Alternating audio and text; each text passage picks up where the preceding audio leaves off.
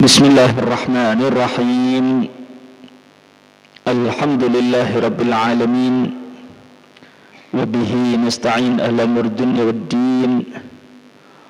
Wa sallallahu wa sallam ala sayyidina Muhammadin khatamin nabiyyin wa ala alihi wa sahbihi ajma'in wa la hawla ولا قوة إلا بالله العلي العظيم سبحانك لا علم لنا إلا ما علمتنا إنك أنت العليم الحكيم رب اشرح لي صدري ويسر لي أمري واحلل عقدة من لساني يفقهوا قولي آمين.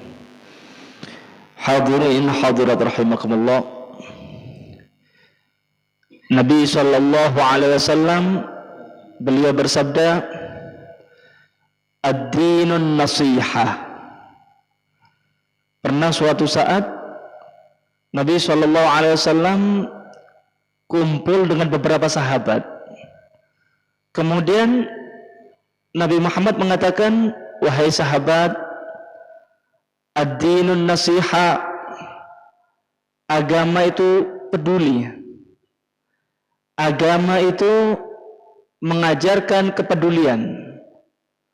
Ketika Nabi Muhammad mengatakan agama itu peduli, para sahabat bingung.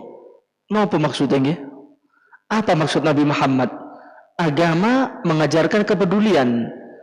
Maka para sahabat bertanya kepada Nabi Muhammad, liman ya Rasulullah? Buat siapa? Buat siapa itu agama peduli? Kita diajarkan oleh agama untuk peduli kepada siapa? Maka Nabi Muhammad menjawab, lillahi wa li kitabihi wa li rasulihi wa li a'immatil muslimina wa ammatihim. Agama itu mengajarkan kita untuk peduli yang pertama kepada Allah, peduli kepada Al-Quran, peduli kepada Rasulullah SAW, kemudian peduli kepada a'immatul muslimin, peduli kepada para pejabat, peduli kepada para ulama. Yang terakhir, agama itu mengajarkan kepedulian kepada sesama muslim. Kita bahas satu persatu, ya. Bagaimana sih bentuk pedulinya kita kepada Nabi ini bagaimana? Kemudian bentuk pedulinya kita kepada Allah itu bagaimana? Maka para ulama menjelaskan yang dimaksud oleh Nabi Muhammad SAW, agama itu mengajarkan kita untuk peduli kepada Allah.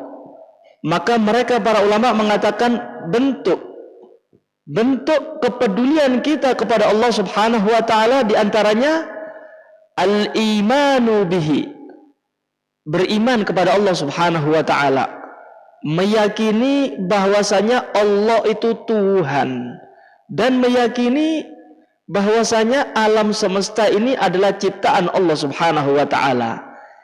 Ini adalah bentuk kepedulian kita kepada Allah Subhanahu wa taala. Setelah itu, setelah kita iman kepada Allah bahwasanya Allah lah Zat yang Maha Esa, Allah lah Tuhan yang menguasai jagat raya.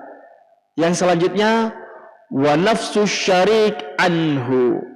Setelah Anda beriman kepada Allah, Allah sebagai Tuhan, maka selanjutnya bentuk kepedulian kita kepada Allah, nafsus syarik anhu.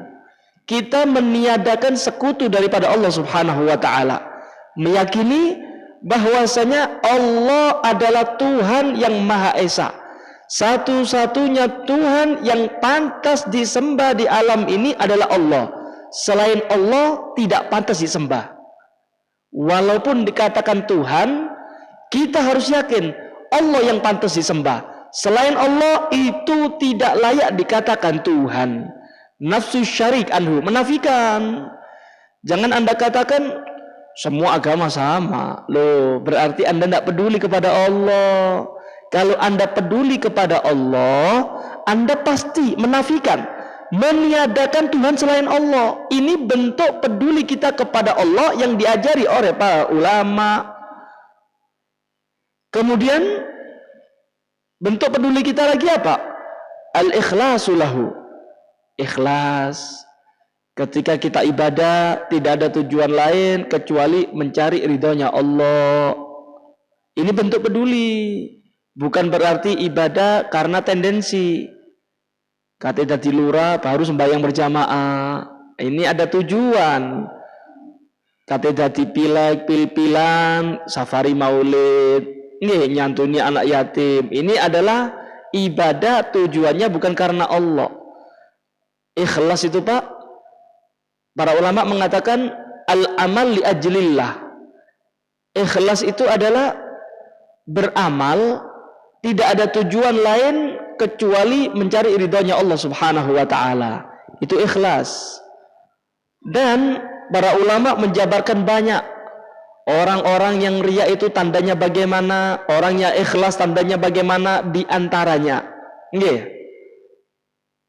Ikhlas itu para ulama mengatakan la yubali man madahahu wa la yubali man zammahu.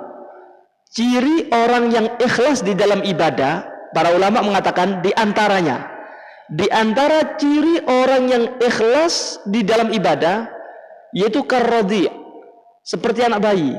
Sifatnya seperti anak bayi. La yubali man madahahu wa la yubali man zammahu. Anak kecil itu ndak ngereken sapa sing muji, ndak ngurus siapa yang mencaci. Itu anak kecil. Nggih. Kalau jenengan lihat anak kecil itu, jenengan kudang, yugane sapa niki gantenge? Ya biasa. Ndak sombong itu anak kecil. Anak kecil ketika kita caci maki, anake sapa welek? Ya ndak ngamuk. La yubali man madaha wa la yubali man zammahu. Ndak urusan. Siapa yang mau membenci, siapa mau mencaci, siapa mau memuji, tidak ada urusan. Tidak tambah semangat dengan pujian, tidak pesimis, tidak cili hati karena cacian. Itulah orang yang ikhlas. Anda ibadah, nggih, berangkat dari rumah, kemudian masuk masjid. Masya Allah, ahli ibadah. Tidak ada urusan. Mau orang mengatakan saya ahli ibadah kek, mau dikatakan aku ini sok suci kah, tidak ada urusan. Ini ikhlas. Aku mlebu nang masjid, tujuan saya bukan untuk cari pujian tetangga, bukan. Aku mlebu masjid golek ridhoni Gusti Allah. Ini ikhlas. Ndak tambah semangat gara-gara pujian tonggo. Ndak cili hati gara-gara cacian tonggo. Ini ikhlas. Kalau ada orang Rasulullah, Pak, nggih, saya ini Bib gimana ya? Saya ibadah dikatakan sok suci. Saya jadi preman dikatakan sampah masyarakat. Bingung aku Bib. Wong-wong karepe opo? Duh. Orang kayak gini nih berarti ndak ikhlas. Dalam ibadah ndak ikhlas. Kenapa? Masih merespon omongannya orang. Kalau Anda ikhlas ndak urusan, Pak. Kating jungkir walik kita engko mboten napa-napa sakarepe pokok aku ibadah golek ridho Gusti Allah. Ini ikhlas. Anda kaya bantu masjid 1.000. Nggih, diilokno. Waduh. Soge ke 1.000 tok. Lho untung lho ya. Iku 1.000 ikhlas ketimbang 1 juta ndak ikhlas lho. Berarti Anda ndak ikhlas sudah ini. Kenapa? Ngerespon omongannya orang. Kalau ikhlas tidak ada urusan.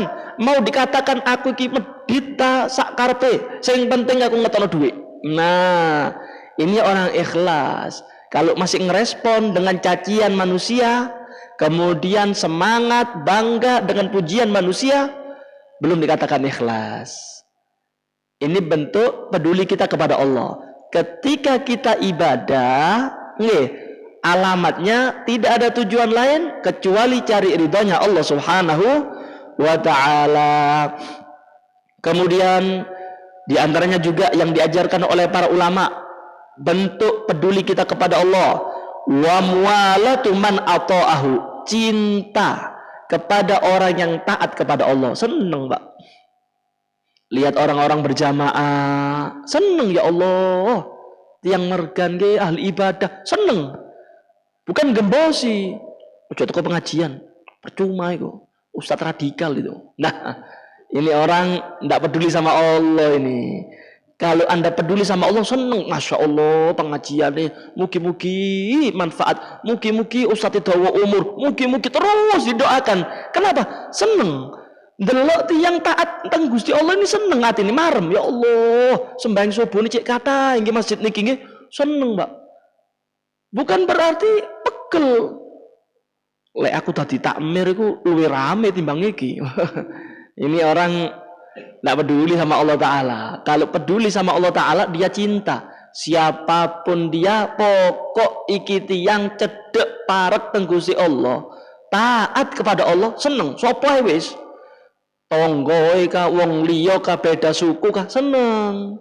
Ketok wong taat iki seneng ya Allah, alhamdulillah ahli ibadah sedaya, alhamdulillah seneng, Mbak. Setelah itu wa mu'adatu man asahu. Bentuk peduli kita kepada Allah juga adalah benci. Benci dan memusuhi orang yang bermaksiat kepada Allah. Tak seneng, Mbak. Ada orang maksiat kepada Allah tak seneng. Enten tiang tak sholat, pegel ya Allah. Apa wong tak sembayang ya? Tak gelem koncoan aku. Bukan berarti koncoan ambek wong tak sembayang, Mbak. Lho, Beb, iki kan mek konco jaga ngantuk. Konco ngopi. Urusan sholat tak sholat kan urusannya dia ambek Gusti Allah. Saya kan sholat. Kalau dia tidak sholat, ben lah Beb, iku urusannya dewe ambek Gusti Allah. Tak boleh seperti itu. Anda berarti tidak peduli kepada Allah. Kalau Anda bersahabat, kalau Anda masih senang sama orang yang bermaksiat dengan alasan ini kan urusan pribadi dia sama Allah Ta'ala, senang jenengan, berarti Anda ridho bahwasanya Allah dimaksiati di dunia. Ono tiang maksiat teng Gusti Allah jenengan senang berarti. Loh, kalau Anda ridho bil maksiat kata para ulama, kalau Anda senang dengan kemaksiatan, walaupun Anda bukan pelaku maksiat, Anda dicatat dosa Gusti Allah. Kenapa? Ridho. Nggak seneng, Mbak, ketok tiang, nggak sembayang. Oh, pegel. Atine pegel. Oh, kurang ajar wong iki. Pegele duduk nang wonge. Pegel benci kepada perbuatannya. Kenapa? Karena dia bermaksiat kepada Allah. Nggak seneng aku. Enten tiang maksiat teng Gusti Allah nggak seneng. Dikei nikmat ambek Gusti Allah. Nggih, pun kata nikmati Gusti Allah. Udara gratis, meripat gratis, jantung berdetak gratis, itu kan nikmat Allah. Setelah banyak nikmat yang diberikan oleh Allah, kok maksiat? Pegel deh ya Allah, kok ndak syukuri saya wong iki. Nah, ini adalah reaksi dari iman. Kalau Anda kepingin tahu kadar takwanya jenengan kepada Allah, kalau Anda kepingin tahu imannya jenengan tebel apa tipis, ini bakal kelihatan. Ketika Anda ngelihat orang taat, seneng atine. Ketika ngelihat orang maksiat, pegel atine. Ini orang iman ini. Kalau Anda masih mengatakan urusan dewe-dewe, sing penting kulo kan ibadah. Itu orang mau main tokel, mau minum, mau ndak sholat, ya urusannya dewe ambek Gusti Allah. Berarti Anda belum peduli kepada Allah. Belum peduli Anda. Ini bentuk peduli kita kepada Allah Subhanahu wa Ta'ala. Lillahi. Ini yang pertama ini. Lillahi. Yang kedua, wali kitabihi. Nabi Muhammad juga mengajarkan dalam sabdanya, agama mengajarkan kita peduli kepada Al-Quran. Ya apa nih? Bentuk peduli ini kula jenengan teng Al-Quran ini ya apa?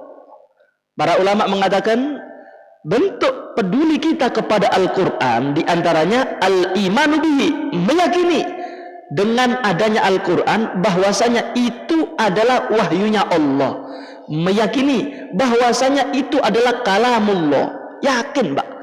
Dan apapun yang tercantum di dalam Al-Quran pasti benar, itu harus Pak. Ini bukan kompromi antara Tuhan dengan Nabi Muhammad ini. Iki duduk undang-undang ini iso direvisi, mboten iso.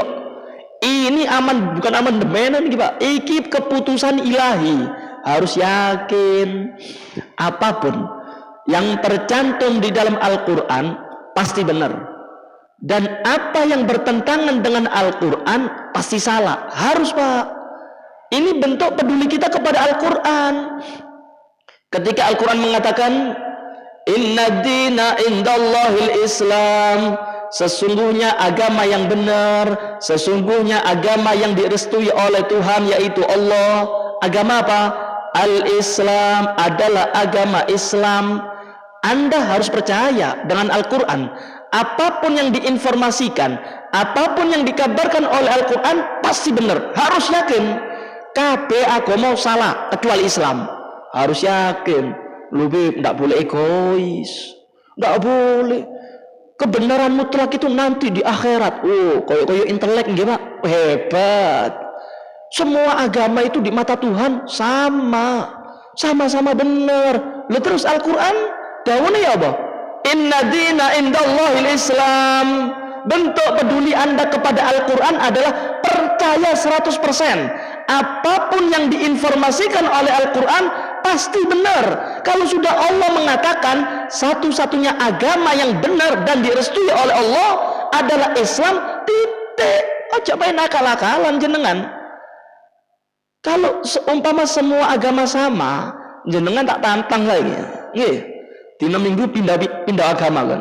Gelem enggak? Mboten, Bu. Lho, lek ngomong sae, lek ngomong nekat, semua agama sama. Insya Allah masuk surga sama-sama. Dikira surga niki kaplingan, Mbak. Ono kayak agama A, agama B. Enak temen. Ini kalau sudah keputusan ilahi, titik, Pak. Anda harus yakin. Walaupun dikatakan itu doktrin, walaupun itu dikatakan adalah candu agama, mboten napa-napa sak karepe. Sing penting aku peduli dengan Al-Qur'an. Begitu. Harus yakin. Nggih. Di antaranya juga Allah Ta'ala memberi info kepada kita. Allahu ma'akum aina ma kuntum. Allah itu bersama kalian. Dimanapun kalian berada, Allah bersama Anda. Ini adalah dalil wujudnya Allah. Kan gitu. Loh, enten tiang yang bertanya, mana dalil wujudnya Allah Ta'ala? Nah, jadi infus kayak banyu Lombok nih. Ini orang tidak paham Al-Quran. Ini orang kurang peduli dengan Al-Quran. Jangan dibuat main-main. Ini Al-Quran.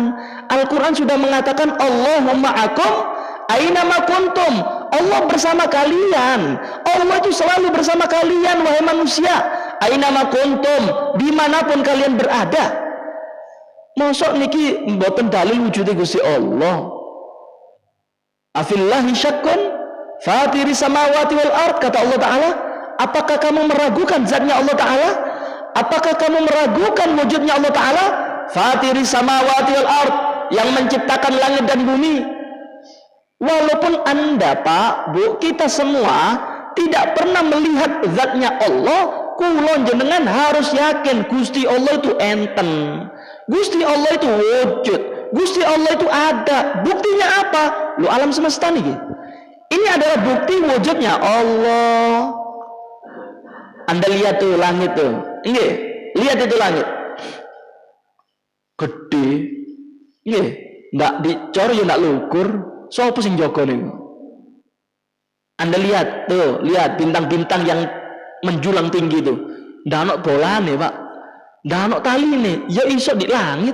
Sopo sing jaga niku? Apakah itu bukan bentuk wujudnya Allah? Apakah itu bukan bentuk adanya Tuhan? Loh, coba mikir, afillahi syakkun.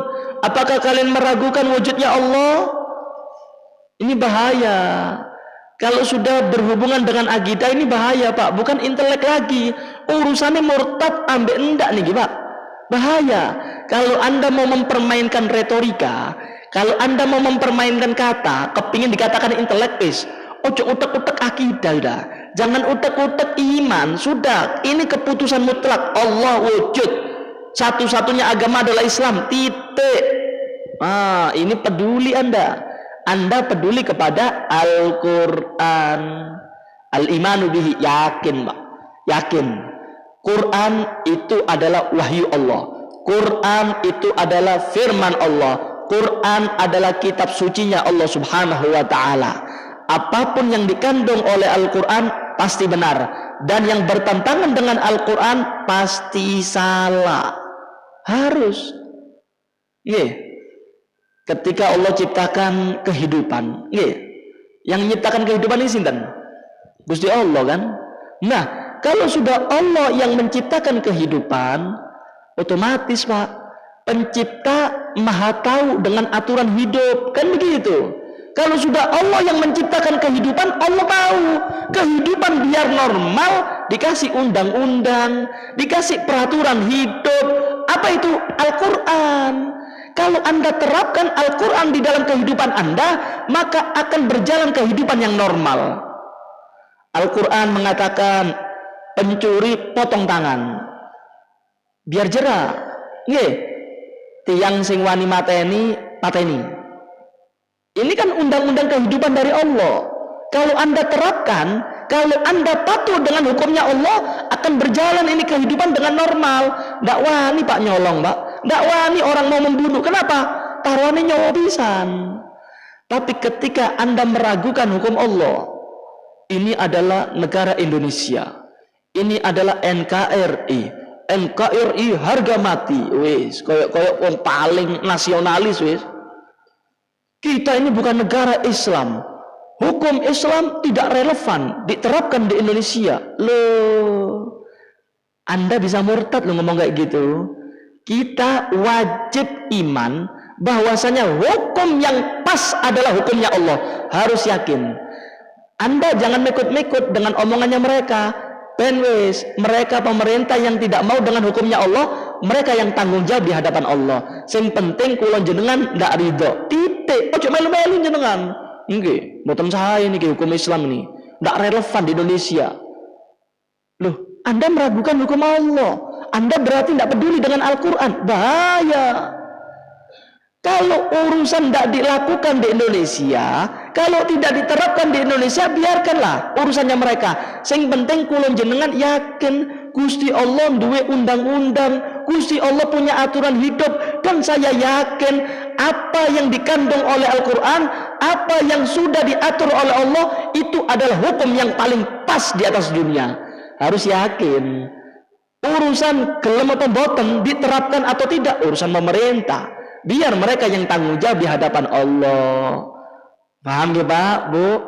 Ini adalah bentuk peduli kita kepada Al-Quran.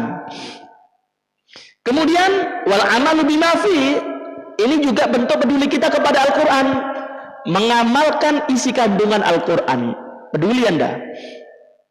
Al-Quran mewajibkan kita untuk sholat 5 waktu kerjaan. Al-Quran melarang kita jangan riba, ya hindari. Jangan dekat-dekat dengan riba. Mek 2%, Beb. Titik. Walaupun sedikit. Kalau itu sudah aturan daripada Allah, tinggalkan. Jenengan gelem nggak pakai racun? Titik toh.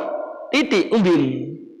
Nggak mau, Pak. Kenapa? Racun. Ya harus menghindar. Lek tak ombe keracunan aku. Walaupun sedikit, kan begitu. Begitu juga riba. Riba ini dilarang oleh Allah, dilarang oleh Nabi Muhammad. Walaupun sedikit, walaupun 1%, kalau sudah namanya riba haram. Ndak urusan titik apa wis. Ngombe khamr, nggih. Khamr itu haram nggih. Alasannya nopo? Memabukkan. Kalau main akal-akalan, loh Beb, aku bisa botol nggak mabuk, Beb, berarti nggak haram. Loh, bukan begitu. Kalau sudah dikatakan sifatnya bir, sifatnya minuman keras itu memabukkan, maka diharamkan. Walaupun jenengan nggak mabuk, tetap haram. Ini kan di Rusia, Beb, ini di Eropa. Ini adalah musim dingin, salju. Untuk menghangatkan badan, ngombe khamr, mboten napa-napa. Wis. Jadi suuk niki Pak nggih. Ustaz kok ngene iki jadi ru'ya, ndak ngerti agama. Al-amalu bima fi. Ini bentuk peduli kita dengan Al-Qur'an, mengamalkan isi kandungan Al-Qur'an. Al-Quran melarang ojo rasan-rasan, wala yaghtab ba'dukum ba'dha, umat Nabi Muhammad, jangan menggunjing, ojo ngerasani umat Nabi Muhammad haram. Gregetan duit. Mek satu nggodok. Loh, ndak boleh. Walaupun satu ndak boleh. Ini ndak. Sholat berjamaah kenceng, Mbak. Pengajian keliling seneng, sa-RT entek. Percuma Anda, berarti Anda belum peduli dengan Al-Qur'an. Kenapa? Larangan Al-Qur'an Anda terjang. Anda belum sempurna imannya. Anda berarti belum peduli dengan Al-Qur'an. Al-amalu bima fi. Kemudian bentuk peduli kita juga kepada Al-Qur'an, selalu membaca Al-Qur'an. Al-Qur'an ini, Pak, mukjizat Nabi Muhammad yang paling agung, mukjizat Nabi Muhammad yang paling besar, Al-Qur'an. Para ulama mengatakan begini, wa ayyadahu bil mu'jizatid bahiratil bahirati wa a'dhamuha wa adwamuha Al-Qur'anul azim. Allah Subhanahu wa taala memperkuat kerasulan Nabi Muhammad itu dengan macam-macam mukjizat. Banyak mukjizat Nabi Muhammad. Akan tetapi para ulama mengatakan mukjizat Nabi Muhammad yang paling besar, yang paling agung dan paling langgeng sampai yaumul kiamat cuma satu. Napa? Al-Qur'an. Kalau kita tidak pernah, Pak, melihat mukjizat Nabi Muhammad, tidak pernah. Nabi Muhammad pernah belah bulan, itu zaman dulu. Kalau zaman sekarang tidak kelihatan sudah. Nabi Muhammad pernah keluar air dari sela-sela jarinya. Kita tidak pernah melihat kejadian itu. Tapi ada mukjizat Nabi Muhammad yang lebih besar daripada itu dan bisa kita rasakan, kita lihat sampai saat ini. Al-Qur'an. Bentuk peduli kita kepada Al-Qur'an. Sing sering-sering maca Quran sampai diancam oleh Nabi Muhammad, laisa minna man lam yataghanna bil Quran. Bukan termasuk golongan umatku orang yang tidak mau mendendangkan Al-Quran. Bukan termasuk golongan umatku manusia yang tidak selera membaca Al-Quran, berbeken krungu Al-Quran. Oh, itu umatku, jari Nabi Muhammad. Kalau Anda kepingin diakui oleh Nabi Muhammad sebagai umatnya, selain Anda melakukan perintah Allah dan menjauhi larangannya, satu, Pak, sing sregep maca Quran. Itu mukjizat Nabi Muhammad. Kalau Anda ingin diakui oleh Nabi Muhammad sebagai umatnya, pocon Al-Quran, hobi dengan membaca Al-Quran. Lebih-lebih zaman sekarang. Coba Anda koreksilah, kita koreksi masing-masing. Waktu kita itu, Pak, sehari 24 jam. Delok HP mendelok Quran pun disingkata HP. Kemudian nanti di akhirat jenengan juk syafaate sinten? Nabi Muhammad. Masuk HP, Pak. Nggih. Yang menjerumuskan kita, yang memperbanyak dosa kita kan HP. Yang nanti mensyafaati kita, yang menolong kita di akhirat itu Al-Quran dan syafaat Nabi Muhammad SAW. Sampai dikatakan oleh Nabi Muhammad, man ja'alal Qur'an amamahu qadahu ilal jannah wa man ja'alal Qur'an khalfa dhahri saqahu ilan nar. Siapa orang daripada umat Nabi Muhammad yang menjadikan Al-Quran di depannya, patokan hidup dia Al-Quran, seneng sregep maca Quran, berminggu hataman, hebat ini. Ini berarti menjadikan Al-Quran di depannya ini. Maca Quran terus, seneng sama Al-Quran. Apa kata Nabi Muhammad? Nanti Al-Quran akan menuntun dia untuk menuju ke surga. Tapi sebaliknya, kalau Al-Quran buat pajangan, Mbak, di daging dhuwur belduken sampai Ramadan baru dibuka, tidak direken Al-Quran, tidak pernah baca Quran, sakohilan nar. Ini Al-Quran bakal nuntut. Nanti Anda akan ditarik oleh Al-Quran untuk masuk ke neraka. Gregetan Al-Quran, Mbak. Aku digaji matok, digaji ngusir jin, pegel, digeret, Pak, nang neraka. Kalau Anda peduli dengan Al-Quran, Anda senang baca Quran. Coba lihat orang-orang dulu ya. Orang-orang dulu, Pak, Masya Allah. Saya masih ingat itu kalau kecil ya, jalan di kampung, maghrib isya itu mboten enten tiyang sing metu, Pak. Maca Yasin, ratib. Nggih. Si ingat jenengan nggih, sampai isya. Nggih. Di kampung-kampung itu baca Quran semua. Akhirnya apa? Nggak ruwet uripe. ndak ruwet. Walaupun hidupnya sederhana, mangane tahu tempe, tapi marem uripe. Kenapa? Berkah Al-Qur'an. Seneng enggak? Kena Al-Qur'an marem urip niku. Tenang hidup. Tapi saiki coba njenengan delok. Ndak ngerti maghrib, ndak ngerti isya, dangdutan terus. Sing diputer koplo terus, nyanyi dangdut, nyanyi India, ndak ngerti artine. Kemudian Al-Qur'an kemana? Ditekek wis. Ndak ada waca plus. Akhirnya Anda lihat sendiri hidupnya kacau. Walaupun Anda banyak uang, ndak seneng urip Pak. Sumpek. Kepingin hiburan tok. Aku kok sumpek gitu, melancong nang Bali, melancong Singapura, ruwet terus uripe. Anda harus koreksi kesumpekan jenengan, ruwete uripe jenengan gara-gara ndak tahu maca Quran. Ini Al-Quran sumber barokah, Pak. Sumber barokah. Yang mengatakan sumber barokah sinten? Gusti Allah. Allah berfirman, "Kitabun anzalnahu ilaika mubarakun." Wahai Muhammad, wahai Rasulullah, Al-Quran yang aku turunkan kepada kamu itu adalah mubarakun, sumber barokah. Kalau Anda kepingin hidup marem, kalau Anda kepingin tenang hidupnya, keluarga menjadi sakinah, mawaddah warahmah, anak jadi anak soleh soleha, ajaan waca Quran, darusan Pak. Ini mukjizat Nabi Muhammad yang dikatakan oleh Allah Ta'ala sumber barokah. Coba Anda kembali kepada Al-Quran, seneng uripe Pak, seneng. Tapi kita telantarkan nih, sumber barokah kita telantarkan. Sing dikira ambek tiang-tiang zaman sakniki iki barokah iku lek wis tur wali songo, nggih, berangkat haul barokah. Memang barokah. Itu barokah. Cuma sumber barokah ada di rumah kita, Pak. Kita telantarkan sumbernya, kita ambil yang kerucuk-kerucuk. Loh, niki mboten sae. Anda baca Quran, kemudian Anda ziarah, hebat. Anda baca Quran, kemudian Anda hadir haul, hebat, double-double barokah jenengan. Tapi ketika Al-Quran Anda sepelekan, ndak seneng urip Pak. Ndak seneng. Jarung Jawa niku sepo. Nggih, ndak enak. Sumput terus. Al-Quran ndak diwaca. Al-Quran kembali lagi. Nggih, anak jenengan, saya kepingin Bib punya anak soleh soleha. Ajaan darusan. Saya masih ingat dulu orang tua itu, anak kecil-kecil diajak maca bareng, maca. Kalau maghrib ndak boleh keluar, dijak maca bareng. Nggih. Sekarang enggak. Sekolah mulai isuk sampai sore. Nggih, full day. Wah, hebat. Terus nonton. Nggih. Mari ngono maghrib enggak ngaji, les komputer, les bahasa Inggris. Lalu terus kapan maca Quran anak jenengan?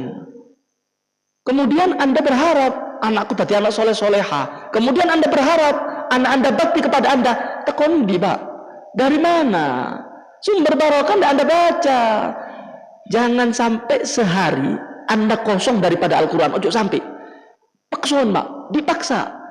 Sedino harus onok moco Al-Quran, walaupun sak lempir, walaupun setengah halaman, boten nopo-nopo. Pokok ojo sampai atot toko Al-Quran.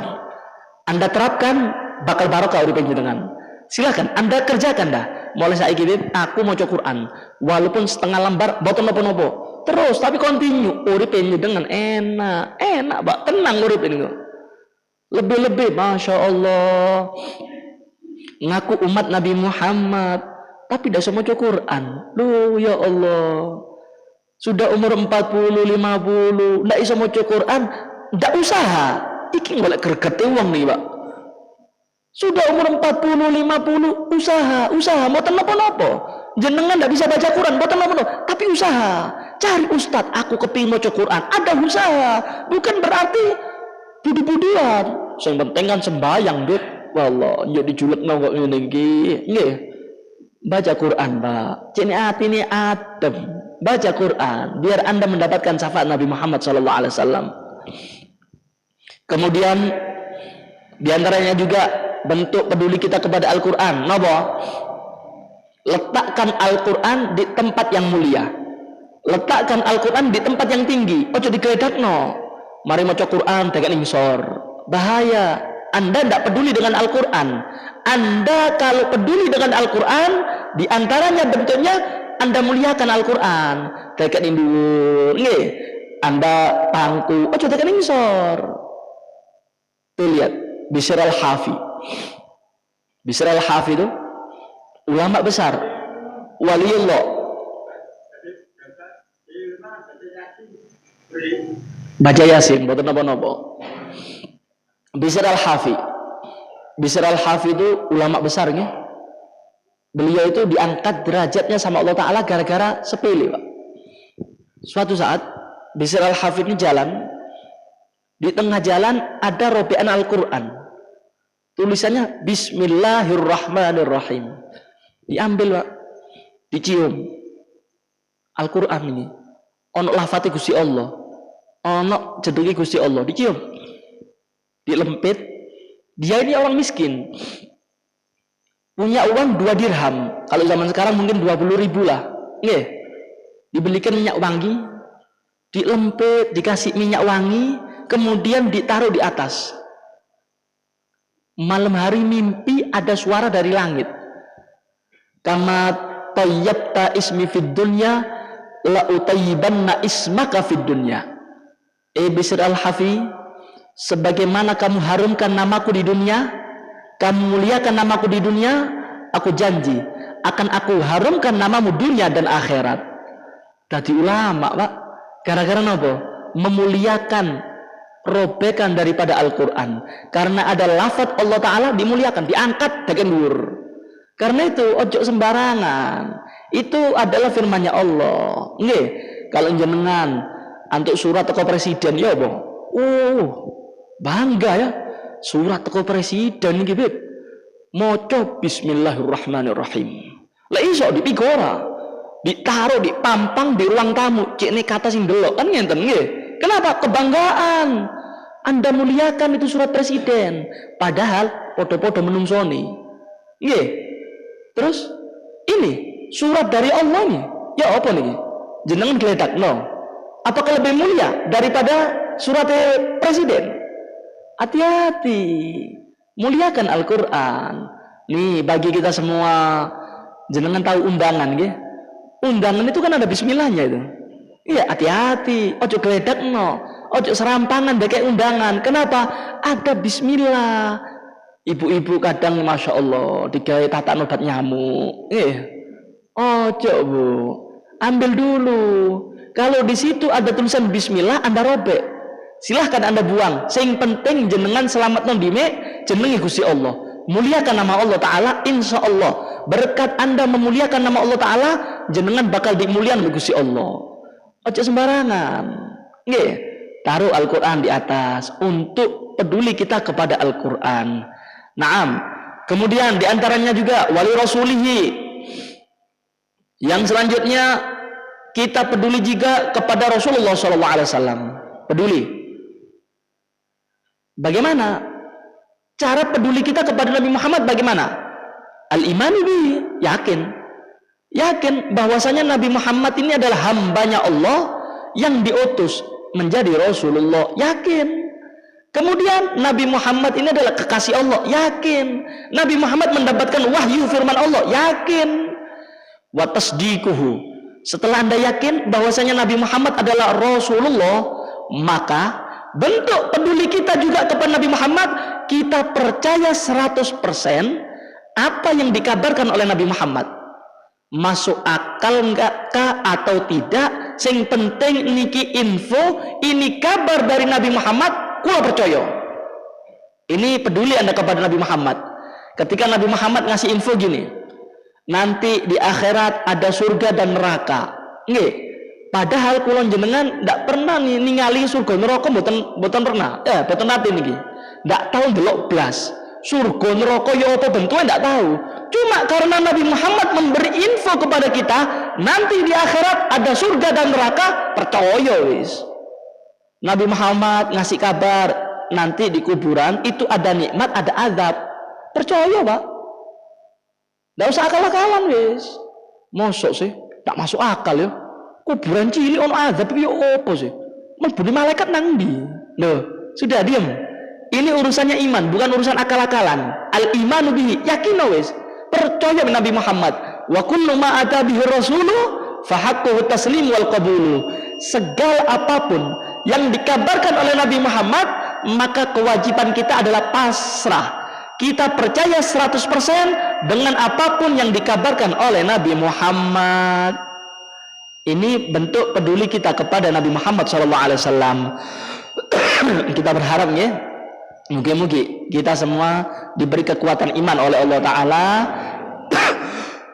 bisa peduli kepada Al-Quran, cinta kepada Al-Quran, senang sregep maca Quran, dan kita cinta dengan Nabi Muhammad, dan kita peduli dengan Nabi Muhammad dengan cara menghidupkan sunnah Nabi Muhammad SAW, dan kita percaya 100% apapun yang dikabarkan oleh Nabi Muhammad itu adalah wahyu daripada Allah Subhanahu wa Ta'ala. Mudah-mudahan majelis ini menjadi saksi baik kita di hadapan Nabi Muhammad SAW, dan Nabi Muhammad bangga dengan kita. Amin ya rabbal alamin. Wa hada minni. Wassalamualaikum warahmatullahi wabarakatuh.